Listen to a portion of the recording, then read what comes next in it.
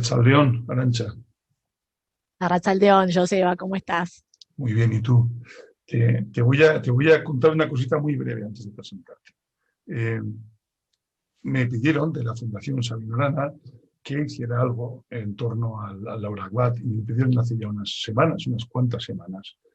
Y pues por distintas razones lo fui demorando y de repente pensé, caramba, qué cosa más absurda hablar yo solo con una cámara delante de Laura Aguad. Si Arantxa Nitua, que ha sido hasta hace muy pocas fechas presidenta de la Aguad y sigue siendo, y así sigue siendo presidenta de la FEBA, pues es mi prima. Entonces les dije a los de la fundación, ¿y qué tal? Si lo que hago es hablar con Arantxa y grabo el diálogo con la cámara del ordenador y ya tenemos la historia de la Aguad en bandeja. Esa es la idea. ¿Qué te parece? Fantástico. Y bueno, y agradecerte antes que nada la deferencia de la invitación. Para mí es un placer hablar contigo siempre y más hablar de Laura Bat, que es mi casa, que es mi segunda casa o mi primer casa. La realidad es que el orden en esto no altera el producto, así que muy feliz de compartir este momento con vos. Arantxa, vamos a conversar en dos bloques distintos, si te parece. El primero es rememorar, recordar algunas cosas y de esa manera hacer unas pinceladas sobre lo que fue la Aguad, pero también sobre el sentido de la diáspora vasca, etcétera, etcétera. Y luego vamos a hablar de lo que actualmente significa un centro vasco de esa importancia en un lugar tan vinculado y a la vez tan lejano, ¿no? como es Buenos Aires. Eso lo haremos en un segundo bloque. Para todas y todos ustedes que quizá no conozcan a Arantxa, como yo sí tengo el privilegio, podría decir el privilegio carnal, Arantxa, porque somos primos, pero no sé cómo suena eso. Pero Arantxa es una abogada que llegó a la presidencia de la Aguad hace ya unos años, que recientemente, por distintas circunstancias, ha tenido que dejar esa presidencia, pero que es nieta de una oleada económica que llega a Argentina desde Euskadi hace ya unos cuantos años. Una oleada económica que, pensando en lo que íbamos a hablar, Arantxa, yo te propongo como primer aspecto que el concepto de oleada económica es muy relativo, porque la oleada económica es consecuencia de unas políticas que generan la necesidad de emigrar, ¿no? Entonces, habría que hablar quizá de oleada político-económica, ¿no? Pero cuéntanos un poquito qué sucede en ese entorno familiar hace, yo creo que prácticamente casi un siglo, ¿no? Bueno, en primer lugar, si como bien decías recién y referías, yo estuve a cargo de la presidencia de la Aguad por 10 años.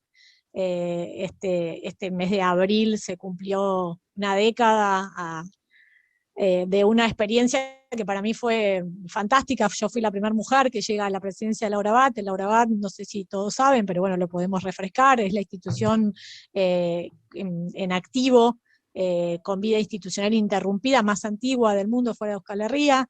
Tiene 144 años, la Aguad se fundó el 13 de marzo de 1877, y nosotros, nuestra familia, como bien decías, bueno, somos partícipes de la vida institucional desde que nuestra abuela, mi abuelo, desembarcaron aquí en la Argentina.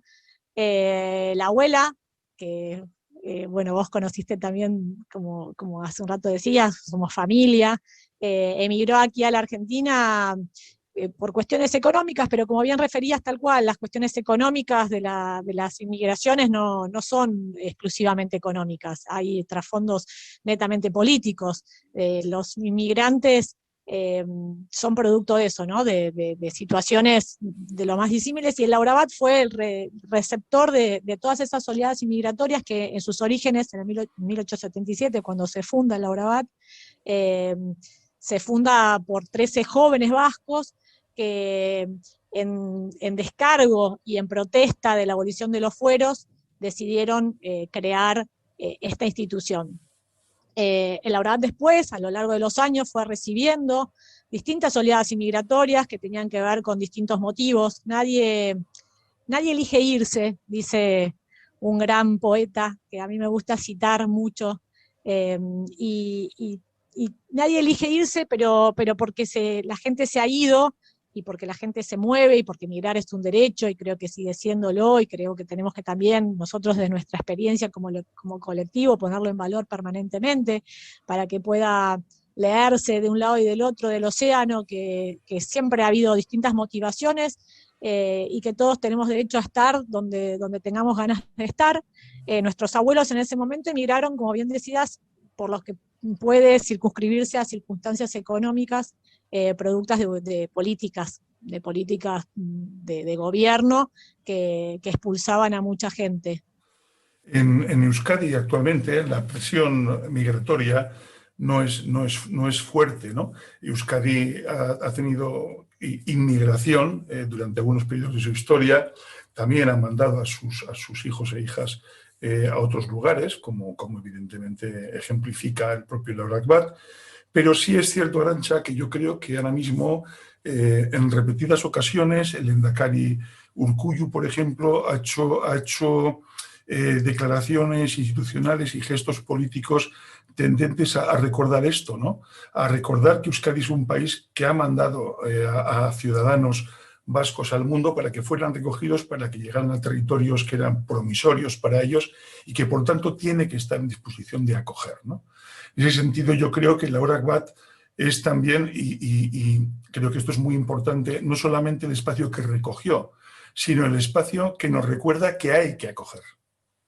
Totalmente, esto que decís, el Lehendakari es un ser humano muy sensible, y yo he tenido la posibilidad de hablar con él de esto que a él lo motiva permanentemente. Para él es uno de sus grandes temas de agenda.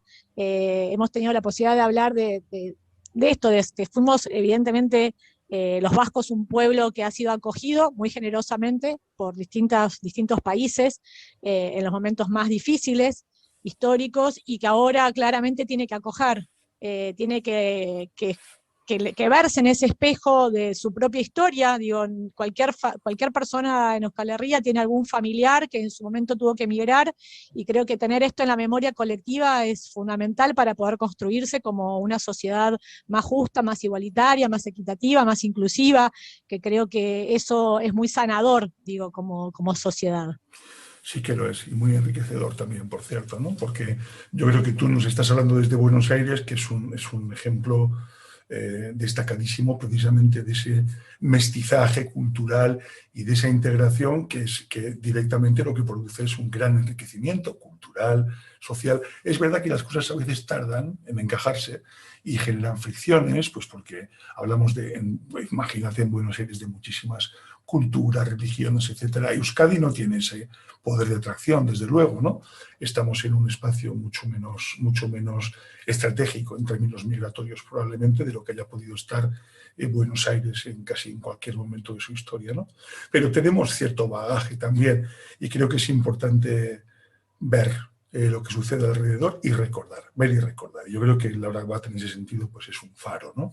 Es un espacio luminoso y que nos recuerda. Arantxa, una cosa característica de nuestra familia, o de la parte de nuestra familia que emigra a Buenos Aires, es que son en principio hermanas, chicas las que van, ¿no? Y uno se pone a pensar en el valor de estas mujeres de ponerse en un barco con sus maletas y decir, me voy a Argentina, me voy a Buenos Aires, y sentir que allí existe una comunidad, un colectivo que las va a acoger. En ese sentido, Laura Akbat tenía realmente una función social, me imagino, de primerísima magnitud, ¿no?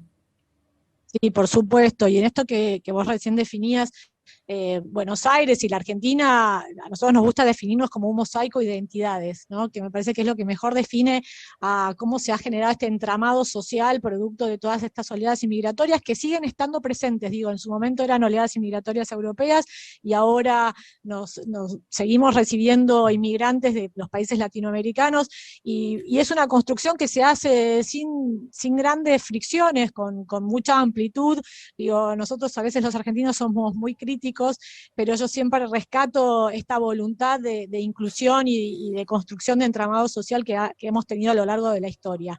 Y esto que referías de las mujeres de la familia tan poderosas que se animaron a cruzar el charco en momentos en los que la conectividad no era la que soy, en la que uno no sabía ni siquiera dónde iba, ni cuándo iba a llegar, ni con qué se iba a encontrar, y como bien decís, el Laurabat fue faro y fue cobijo y fue esa casa y ese abrazo que pudo maternizar, a mí me gusta hablar mucho de esto, a todas esas personas que llegaban en busca de una vida mejor, de un destino mejor, tratando de incorporarse a la sociedad en la que eran recibidos, pero sin perder sus orígenes y muy orgullosos de sus orígenes. Y esto fue lo que se pudo trabajar, amasar con mucho amor dentro de Laurabat.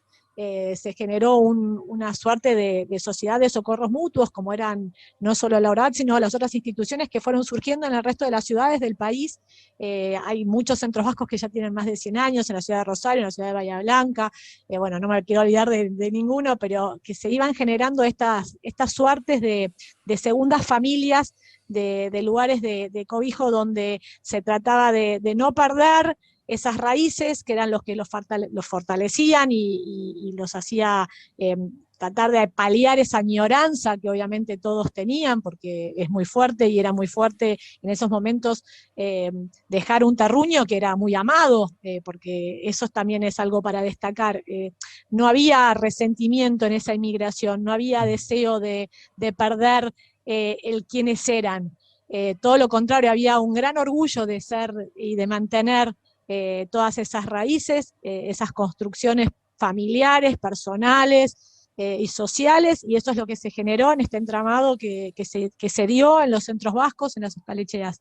No deja de ser llamativo, en todo caso, Arantxa, que el País Vasco es un país con una escasa relevancia demográfica, es un pueblo muy pequeño, ¿no? Pero también es cierto que es un país que es culturalmente bastante resistente, ¿no?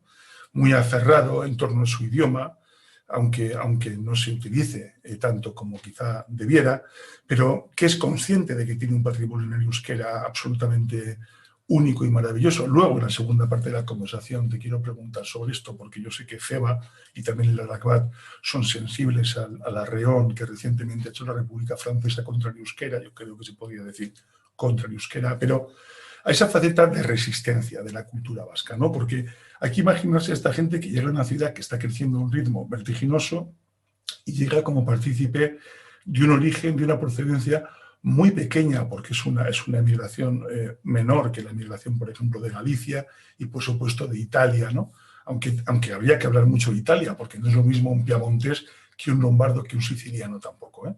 Pero hablando así en bloque, digamos, ¿no? Entonces, el hecho de que el Laurabat, que luego vamos a hacer una pequeñísima descripción de cómo es Laurabat, si no te importa, digamos, como espacio físico, porque es muy, muy hermoso y muy asombroso y muy, muy impresionante, ¿no?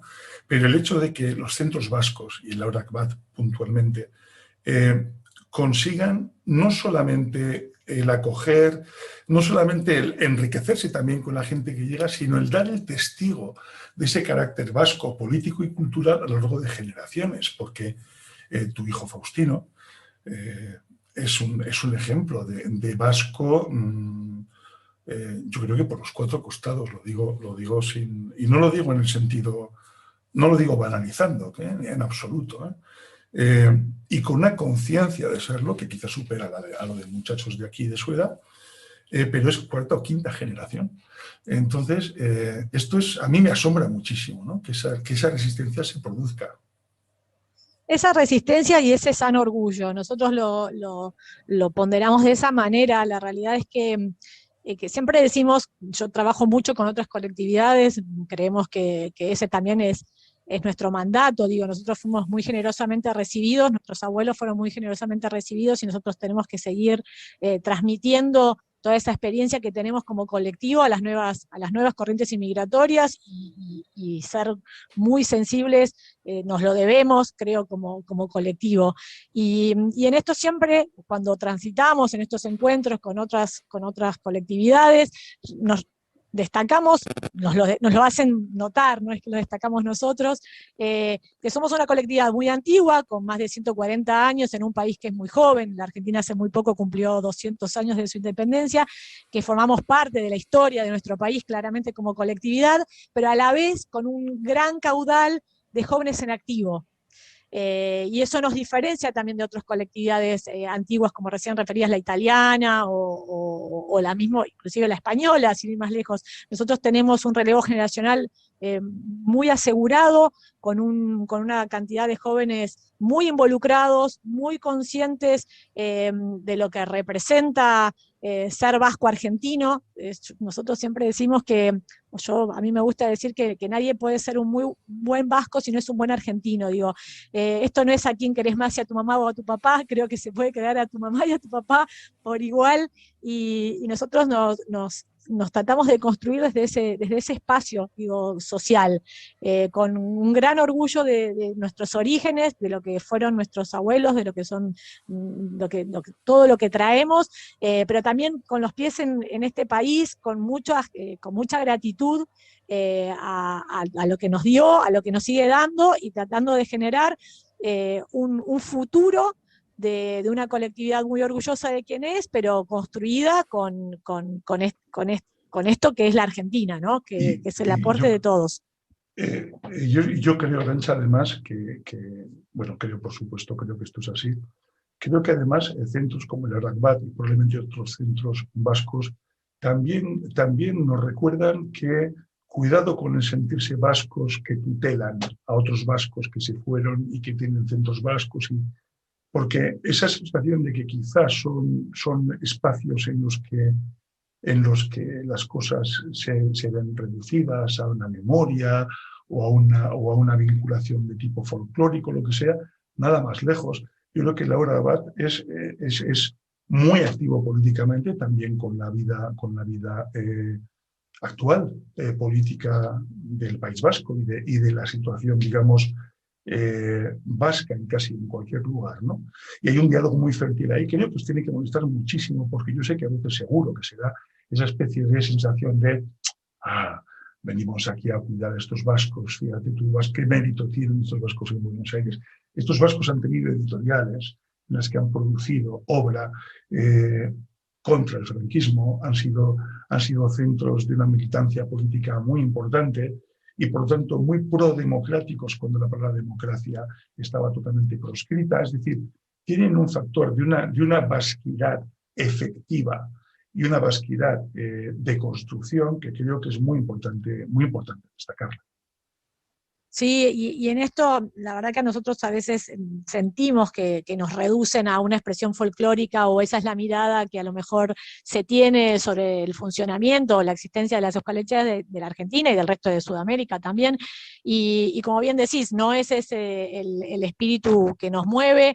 Estamos permanentemente involucrados en el devenir de las situaciones políticas y de los acontecimientos de agenda de allá y en general de Europa, pero muy vinculados con lo que sucede allá, muy sensibilizados y tratando de aportar desde acá, desde la Argentina, lo que está en nuestra posibilidad, en generar reclamos o involucrarnos en lo que es la agenda para poder ser partícipes necesarios de lo que sucede día a día. Lo fue desde el origen, como bien decías, el compromiso político estuvo siempre, no fueron centros vascos que se reducían a expresiones folclóricas, siempre estuvieron muy involucrados nuestros dirigentes. Las mujeres, y yo ahí sí quiero retomar esto que decías, que tanto familiarmente han sido tan poderosas y tan valientes a la hora de tomar... Y seguís siendo. Que tú también, por ejemplo, y otras familias, sí. Pero en esto de mujeres así tan potentes y tan animadas, en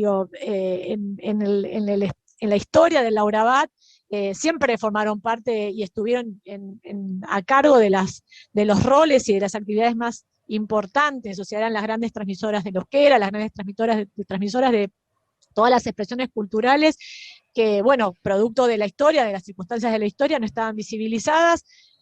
Y en esto creo que es el gran pendiente que tenemos como colectividad y como sociedad en general, ¿no? Empezar a poder correr esos techos bueno, que estaban y que están todavía, y reivindicar, digo, tanto trabajo de tantas mujeres que hicieron posible que la colectividad hoy esté donde está, como decía, donde estamos muy fuertes, muy consolidados, muy construidos, con un gran orgullo de lo que somos. Como bien decías, nuestros jóvenes saben qué es lo que representan de alguna manera cuando les toca hacerlo. Están muy conscientes de eso, y creemos que producto de de todo este trabajo va a ser posible que siga existiendo la colectividad. Hay que ayornarse, hay que estar a la altura de las circunstancias, digo, hoy de las comunicaciones. No es lo mismo el Laura Bat de 1877 seguramente que el actual, pero sí estamos muy felices de poder seguir teniéndolo en pie con contenido ideológico, con contenido social, que creo que es lo que nos ha diferenciado siempre, lo que nos ha hecho estar y seguir estando, ¿no? Arantxa, vamos a hacer una pausa porque si no los amigos de la SAD, y con razón, nos van a matar. Nos dijeron 8 minutos y en el primer bloque ya nos hemos ido prácticamente el doble. Si te parece, aquí cerramos esta primera parte de la conversación y saludamos a todas y agradecemos a todas las personas que nos hayan podido o que nos vayan a poder ver y seguir, seguro que con interés, porque es muy interesante escucharte. Y seguimos grabando, pero para una segunda parte. ¿Te parece bien? Me parece perfecto. Vale, pues hasta aquí la primera parte, Arantxa. Chao, hasta ahora. Arantxa Nitua, seconda puntata, que diríamos en italiano, segundo capítulo de nuestra conversación, para hablar de Laura Bat. Para quienes no hayan visto la primera de las partes de este diálogo, Arantxa Nitua es bueno, hasta hace muy poco tiempo, presidenta del Laura Bat de Buenos Aires, uno de los centros más importantes vascos en el mundo, y también es presidenta, sigue siendo lo de la FEBA, de la Federación Vasco-Argentina. Y bueno, estábamos hablando en la primera parte, que creo que está ya a su disposición también, de lo que fue y de algunos otros aspectos de Laura Bat. Y en este segundo diálogo, Arantxa, que es continuación entre nosotros, el primero, desde luego, sí me gustaría hablar un poco sobre la vigencia de Laura Bat, sobre la vigencia del modelo de Casa Vasca, ¿no? ¿Qué sentido tiene, en tu opinión, sería la primera pregunta, que Laura Bat siga existiendo en Buenos Aires y que los centros vascos sigan existiendo en el mundo? Bueno, como antes que nada agradecerte nuevamente. Estoy muy contenta de estar compartiendo este espacio y de hablar no solo con vos, que sos mi primo, que sos familia, sino hablar del Laura Bat, que también es familia. El Laura Bat, bueno, como institución y como razón de ser, bueno, la tuvo en sus orígenes, como todos saben, fue un lugar, un centro de acogida para todos aquellos que iban emigrando por distintas razones y en los distintos periodos históricos de la historia de Euskal Herria. Fue ese lugar de cobijo, ese lugar donde permitía paliar la añoranza que traían, y también vincularse y generar a través de estos vínculos posibilidades de inserción laboral, de inserción social. Era un primer centro de ayuda donde todos iban encontrándose desde lo emocional y desde lo económico. Y si me decís qué sentido tuvo, claramente fue ese. ¿Qué sentido tuvo después para nosotros, que ya no éramos inmigrantes y que no teníamos esas necesidades? Fue darle continuidad y ese abrazo familiar, ese lugar de pertenencia que creo que es tan importante en las grandes ciudades, creo que aún más que en las pequeñas. Las ciudades suelen ser muy hostiles a veces a la hora de poder vincular y contar con un lugar en el cual todos sabíamos que podíamos estar, entrar y encontrarnos con amigos, con familia. Era y es nuestro refugio. Y de cara a lo que viene, la verdad es que nada mejor que uno le puede dejar a sus hijos y a nuestros nietos que ese mismo espacio que disfrutó.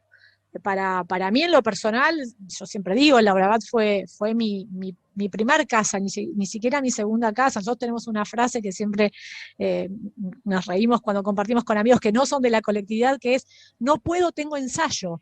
O sea, esa frase nos definía. Nunca podíamos nada, nunca podíamos hacer ningún otro evento social, ir de viaje, ir a una fiesta, ir a un cumpleaños de 15, porque teníamos ensayo.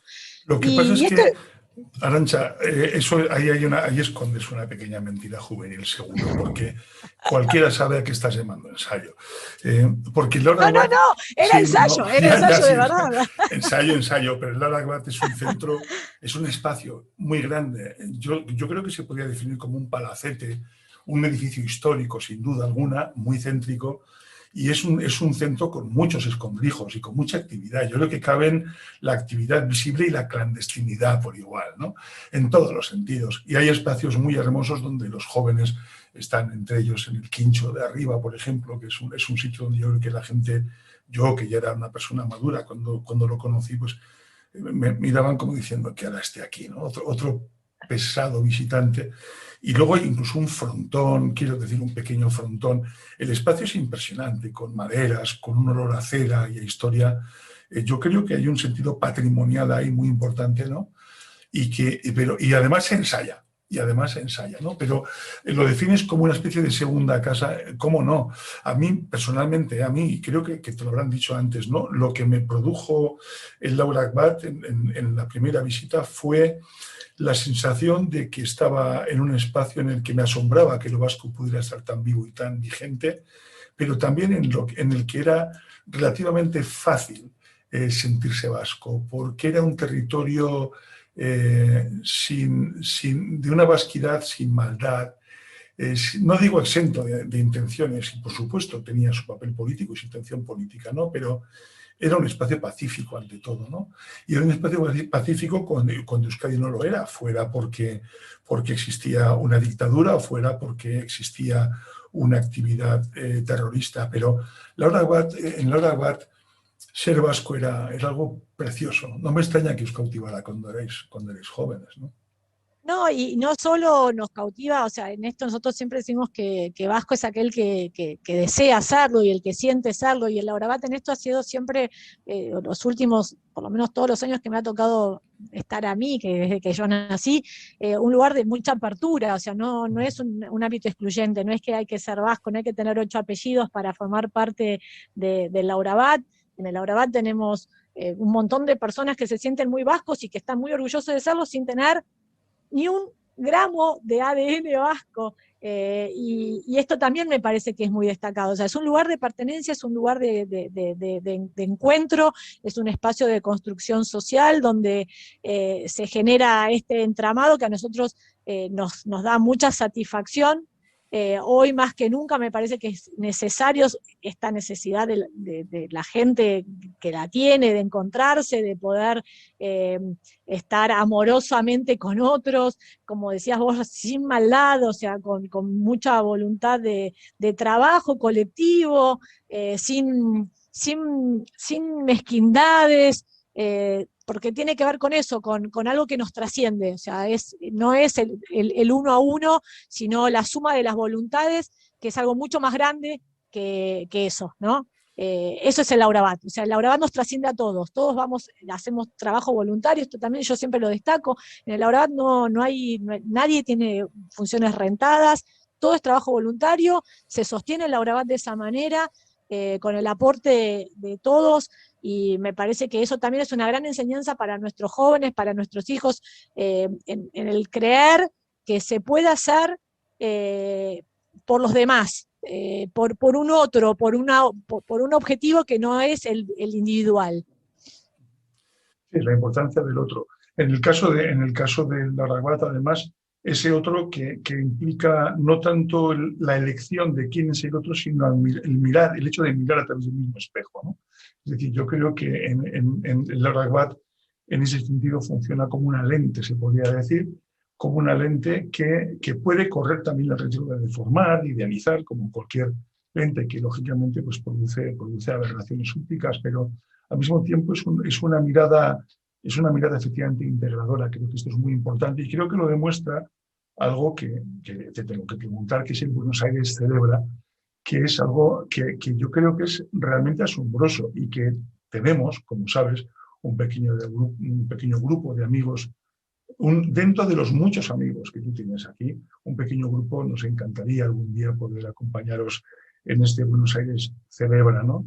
Que es algo asombroso porque cientos y cientos y miles de personas relacionadas con la cultura vasca y con el hecho de sentirse vascos y ser descendientes, etcétera, etcétera, toman Buenos Aires literalmente, ¿no?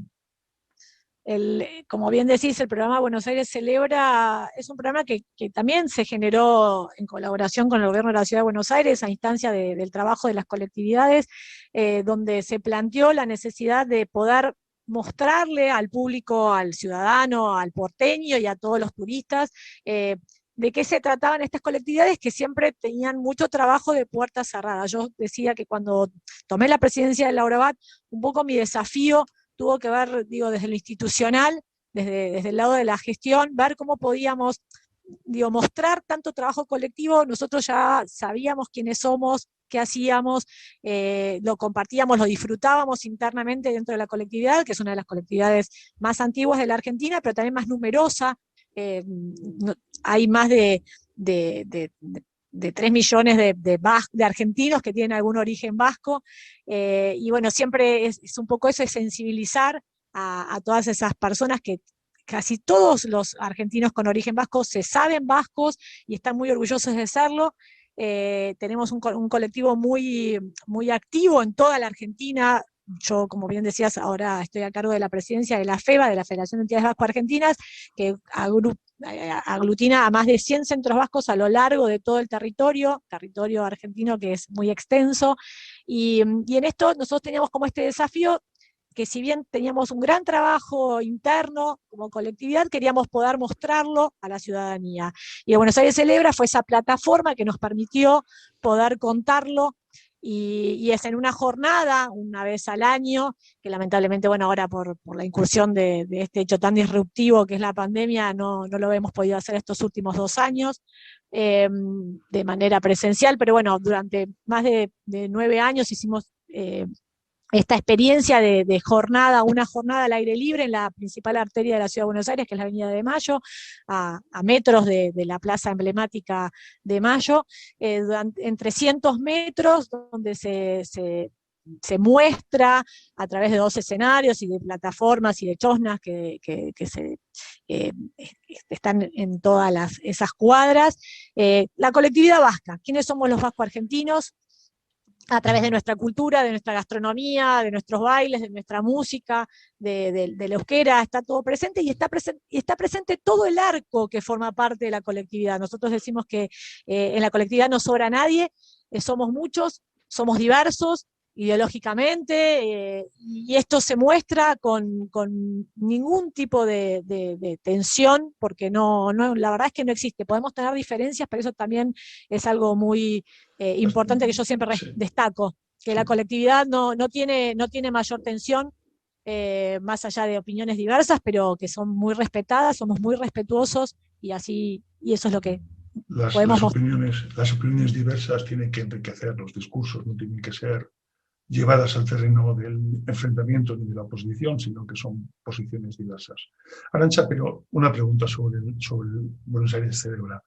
Y esto, fuera del ámbito vasco, ¿cómo ha sentado? Te digo esto porque la pregunta tiene cierta malicia, porque, claro, muchas icurriñas, mucha afirmación de la identidad vasca y demás, y hay una embajada española en Buenos Aires que yo no sé si está invitada. No está invitada. Nosotros siempre decimos que los vascos somos vascos, y la realidad es que nosotros no tenemos vínculo con la embajada española, no lo deseamos y no lo tenemos.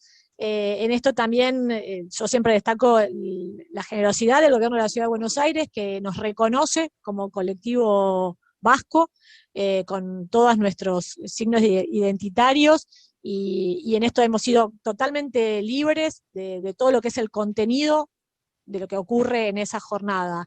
No hemos tenido ningún tipo de limitante ni Yo yo no descartaría que hubiera habido incluso algún tipo de presión, ¿no? Seguramente. Sí, es que las conocemos, supimos que existieron, pero por suerte, o no por suerte, sino por mucho trabajo también, no han sido, no han generado ningún tipo de limitación a lo que es el contenido de lo que son los Buenos Aires Celebra, que ya te digo, es un día en donde pues, en 6 horas podemos mostrar todo lo que se ha podido construir en la colectividad vasco-argentina. Pasan más de 10.000 personas en ese día. La verdad que cuando uno ve las imágenes ahora parecen hasta irreales, porque ver tanta gente junta, es un día que trabajamos mucho, siempre decimos, no es una fiesta interna, no es una fiesta para divertirnos nosotros como suelen ser las Semanas Nacionales Vascas, que son también fines de semana donde la pasamos súper bien y donde nos nutrimos y donde nos llenamos nos estalla el vascómetro, como decimos nosotros. Este día, esta jornada es un día de trabajo para poder mostrar a la ciudadanía y a los turistas de qué va esta colectividad que tiene tantos años, ya más de 140 años en Buenos Aires y en la Argentina. Arantxa, ¿cómo vivís la actualidad? Por ejemplo, en estas fechas, muy recientemente, el gobierno francés ha tenido la iniciativa que ha puesto en guardia respecto al uso del euskera, respecto a la docencia del euskera, ¿no? En ese sentido, sois un espacio informado, pero también sois un espacio político, en el sentido en que sois activos, ¿verdad? Sí, estamos permanentemente, por lo menos lo intentamos, estar permanentemente informados de lo que sucede en toda Euskal Herria, tanto en Iparralde como en Hegoalde, y creemos también que ese es nuestro compromiso, ese tiene que ser nuestro compromiso, el estar involucrados y el formar parte de la opinión, generar opinión. Me parece que siempre ha sido la voluntad de los dirigentes de Laurabat y de la FEBA el acompañar y desde acá, desde la diáspora, poder generar estos espacios donde podamos manifestar nuestra voluntad, más allá de las repercusiones que puedan tener, con total libertad y honestidad intelectual. Sí, no deja de ser curioso, y creo que en ese sentido, no se me ocurre ahora, ¿no? Laurabat y los centros vascos, otros centros vascos, son espacios de salvaguarda de la diversidad. Esto es importante destacarlo, ¿no? En sí mismos y también en su función, en su mirada hacia afuera, porque Francia es un país en el que probablemente existe un gran interés por la biodiversidad, y habrá gente que está trabajando de una forma comprometida en salvaguardar especies animales en extinción, y sin embargo es un país que paradójicamente no parece entender la conveniencia y la necesidad de salvaguardar una especie cultural tan importante como el euskera, que es un idioma antiquísimo, que es un idioma único, extraño desde el punto de vista lingüístico, etcétera, etcétera, y protegemos al lobo, ¿no? Pero no protegemos el idioma. En ese sentido, yo creo que vosotros, por ejemplo, que estáis ahí a 8 o 9 mil kilómetros de nuestra Euskadi, digamos, metropolitana, ¿no? Y que estáis haciendo cursos de euskera y estáis haciendo actividades para que el euskera permanezca vivo en Argentina, yo creo que eso tiene que irradiar muchísimo. Sí, la realidad es que ahí también, vos decías hace un rato, el compromiso político. Nosotros decimos que tratamos de hacer política porque somos seres humanos y los humanos hacen política, pero política no partidaria, tratamos de correr la política partidaria, que cada uno igual, digo, somos seres humanos y todos tenemos nuestra ideología, pero bueno, tratamos de correrla desde lo institucional. Y el euskera ha sido siempre uno de los grandes desafíos que se tuvo y que se tomó, y en el cual la colectividad estuvo muy involucrada, desde la editorial Equín, con toda su producción, en los momentos más duros, en donde era tan complejo, digo, desde allá, desde Euskadi, poder generar esa producción. Desde acá se mantuvo, y creo que este fue el reservorio, y fue ese espacio en donde se pudo mantener y donde se pudo resguardar toda esa producción editorial. En relación a la enseñanza del euskera, lo mismo, nunca se dejó de dar clases.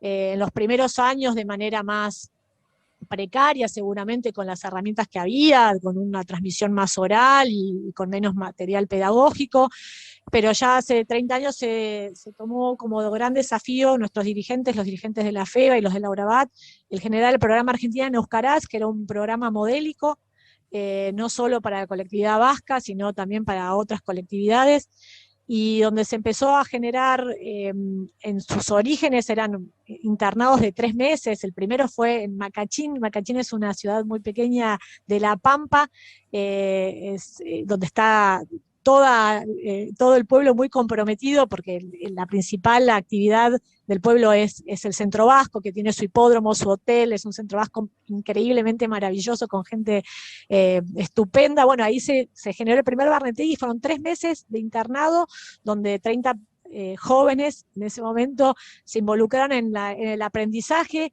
Este programa que nació como algo, como una cruzada, donde no se sabía si se iba a poder mantener y sostener, ya cumple 30 años, y hoy tenemos profesores formados nativos argentinos al 100%, que es motivo también de tremendo orgullo, donde tenemos más de 500 alumnos en todo el país, y súper involucrados, donde van generando sus experiencias y sus certificaciones en los niveles, y dan los exámenes, y la verdad es que para nosotros también el desafío que fue ese programa Argentina en Euskaraz, que ahora es Euskera Munduan, porque corrió las fronteras de la Argentina, lo tomaron otros países, en los orígenes nos acompañó siempre con la gran compañía y en sociedad del gobierno vasco y del instituto, en su momento era AVE y ahora es el Instituto Etxepare, que han sido nuestros grandes compañeros de ruta. Nosotros somos muy agradecidos porque cuando se llevó esta propuesta, que era un desafío, pero que parecía una quijoteada, nos acompañaron y nos siguen acompañando, y estamos tremendamente orgullosos. Es un programa modélico que nos llena, insisto, de orgullo. Yo también estoy agradecido a esas instituciones, que son un poco mías también como ciudadano vasco, que las alienta y las soporta, porque cuando uno entra en la Euskadi, siente esto que estás contando, siente esta vigencia y siente esta fortaleza, y uno, al menos en mi caso, no voy a decir uno piensa, no lo sé, yo pensé, qué bonito es ser vasco. Y que esto te lo recuerde un espacio a tantas horas de vuelo, no deja de ser francamente precioso. Arantxa, tenemos que acabar, y yo no te quiero decir, ¿y qué espera usted o qué esperas tú para el futuro? No, te lo voy a preguntar lo mismo, pero de otra manera. El papel del Centro Vasco, de la Euskadi, cara al futuro, y también el papel de la diáspora, digamos, en su conjunto, ¿no? Tiende a diluirse, va a seguir activo, debe involucrarse con el País Vasco de aquí. ¿De qué manera? No solamente para que sigan activos los centros como tales, sino para que sigan sobre todo siendo fértiles, ¿no?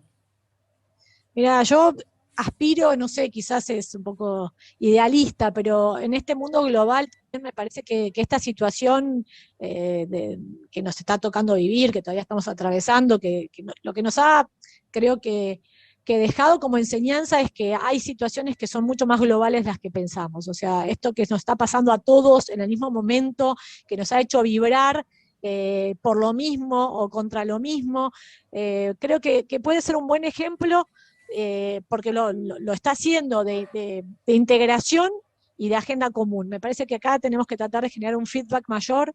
La colectividad estuvo siempre acompañando los devenires históricos de Euskadi. Nosotros también nos sentimos acompañados.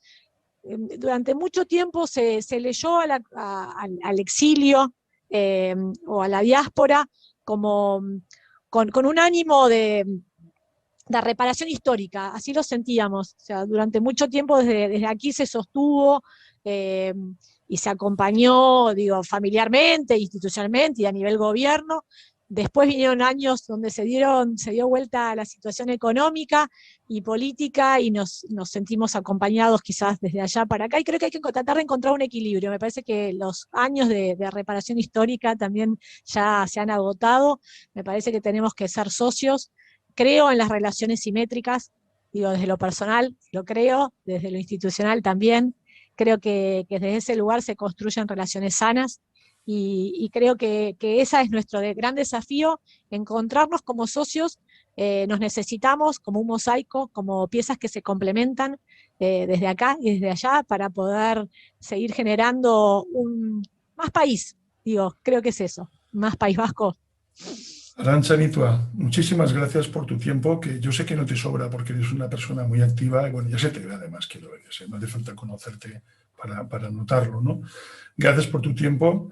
Grabamos un sábado por la tarde, esto hay que decirlo, porque tiene un plus. El tiempo de un sábado por la tarde tiene un plus, porque pertenece a esas horas en las que podemos dedicarnos un poquito más a nosotros mismos, ¿no?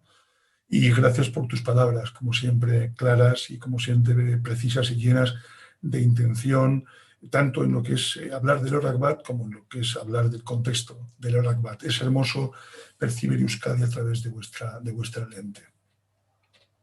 Gracias a ustedes, a disposición absoluta para seguir construyendo más colectividad vasco-argentina, más colectividad vasca mundial.